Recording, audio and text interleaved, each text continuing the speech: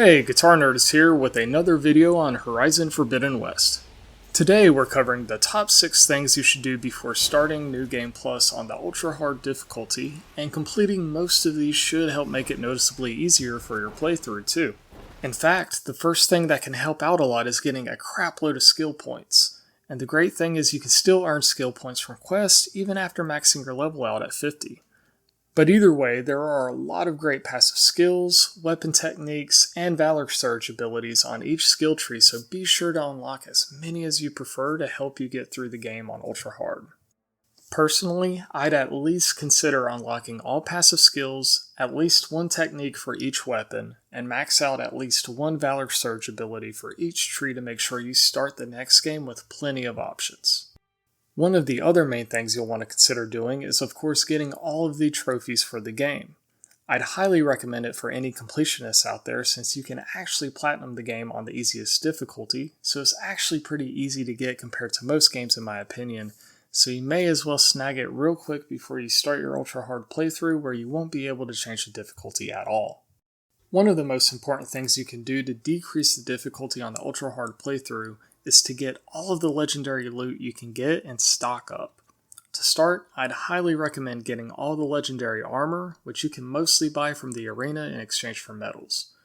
You'll also be able to buy a couple of them from the Stitcher merchant located in the Thornmarsh settlement, and the last legendary armor set can be obtained by completing all of the salvage contracts in the game, so it may be a little bit more time consuming to get this one, but it is a really good one at least. There are also plenty of good legendary weapons to get as well. However, a good bit of these can become a little more obsolete once you have the new legendary weapons that were recently added into the game. Either way though, I think they're all still worth snagging just in case, but definitely be sure to get the legendary Tripcaster and Shredder Gauntlet if nothing else, since both of these weapons will still be pretty valuable even after getting the new legendary weapons. If you're curious, the Tinker's Pride Tripcaster can be obtained by completing all 12 Hunting Ground trials with full stripes, while the Ancestor's Return Shredder Gauntlet can be obtained by completing all 9 Relic Ruins. Aside from legendary loot, you may still want to consider getting other weapons that have unique ammo types just in case, and don't forget to get any coils that run out of stock since you can only get a limited number of them in the next playthrough too. Also be sure to farm any resources you may want to stock up on a lot, especially if you think you'll end up using a good bit of traps, potions, and any other particular ammo on your next run. Now that we have all the equipment we need, we'll also want to upgrade some weapons and armor to help out even more. I know this step can be a little more time consuming, but I promise it'll be worth at least maxing out an armor set or two and a couple of legendary weapons. I mainly recommend maxing out the legendary Tripcaster and Shredder Gauntlet, as well as a armor set of your choosing for your own playstyle. Or if you'd like to experiment with a few different ones, I'd suggest maxing out the Utaru Winterweave armor for stealth, the Karja Stalker Elite armor for using traps, and the Nora Thunder Warrior armor for general gameplay with bows. With all of these upgrades, you'll be much more prepared to handle Ultra Hard while having plenty of options to choose from. If you don't plan on using the new weapons or maxing them out though, then it will probably be worthwhile to upgrade some of the other legendary weapons too, just as a side note.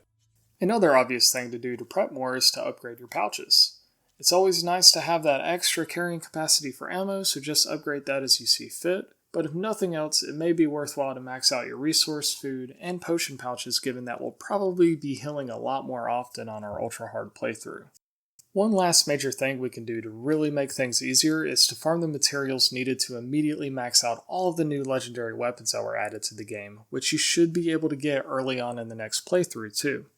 This will take some time, but it will be much easier to farm it all now, especially if you change the difficulty to story mode.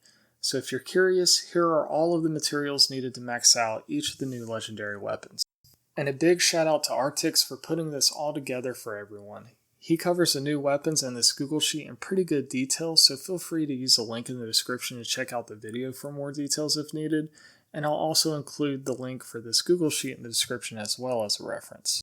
As you can see, there are 2 separate tabs, one for listing the overall total materials needed for fully upgrading all the new weapons, and another separate tab to show which materials are required for each individual weapon at each level.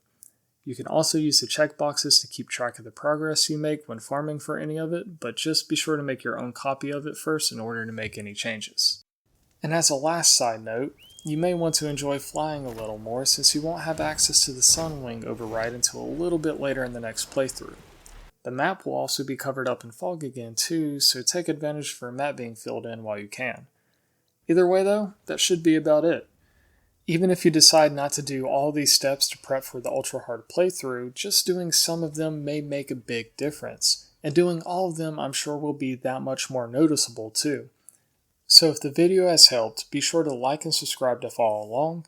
Although I'll still cover Elden Ring going forward, I will cover Horizon Forbidden West again now that the latest update is here, so stay tuned as I plan on making more videos on some of the best builds you can use in the game, and feel free to comment below if there's anything you think I may have missed or anything you'd like to see me cover.